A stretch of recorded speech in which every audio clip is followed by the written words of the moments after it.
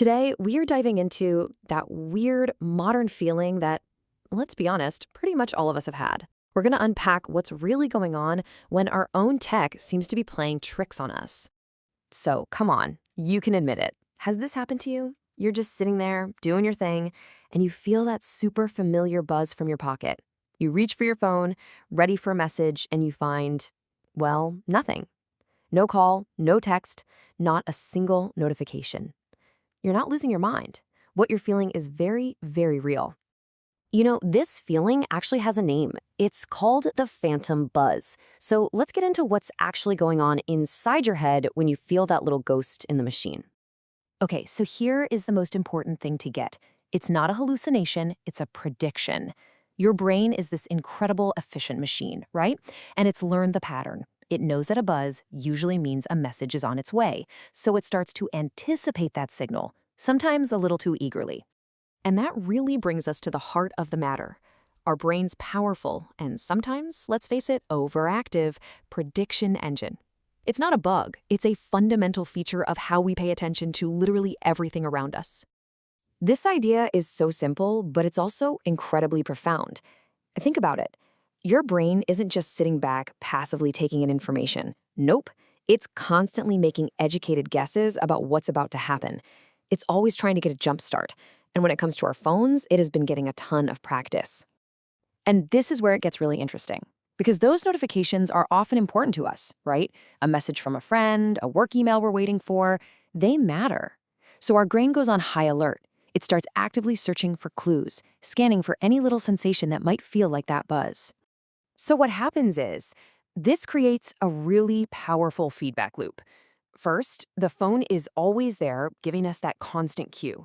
Second, our brain learns this and starts trying to predict the signal before it even happens. And third, that leads to false positives.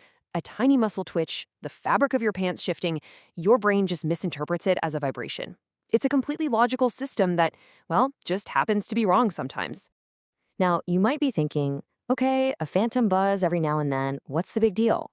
But this trained behavior actually has some real hidden costs that mess with our focus and our peace of mind. Let's take a look at what they are. And I'm not talking about some vague philosophical idea here.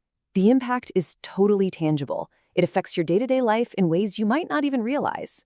For one, your attention gets shattered into a million little pieces, which makes focusing on deep work almost impossible.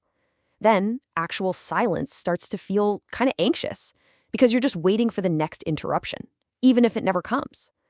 Your mind is never really off. It's like it's always got one foot out the door, just waiting for the phone to call.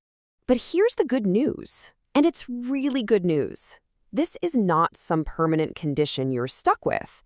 You can absolutely retrain your attention and break this whole cycle.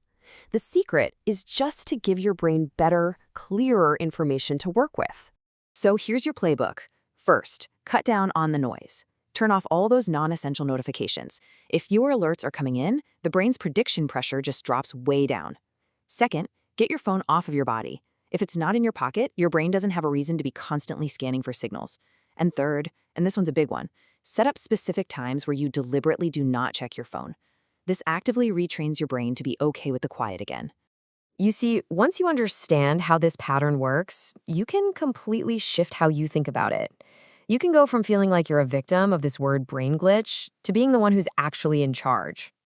And honestly, this is the most empowering part of it all. Instead of beating yourself up, thinking you're irrational or addicted, you can see this for what it is, a simple, trainable loop. It's not a character flaw. It's just a pattern your brain learned, which means it's a pattern your brain can unlearn. So as we wrap this up, I want to leave you with a question to chew on. Now that you know you have the power to reshape these little automatic habits, which one are you going to start with? Maybe you'll just turn off a few notifications. Or maybe you'll try leaving your phone on the desk for an hour. The choice really is all yours. Thanks for tuning in.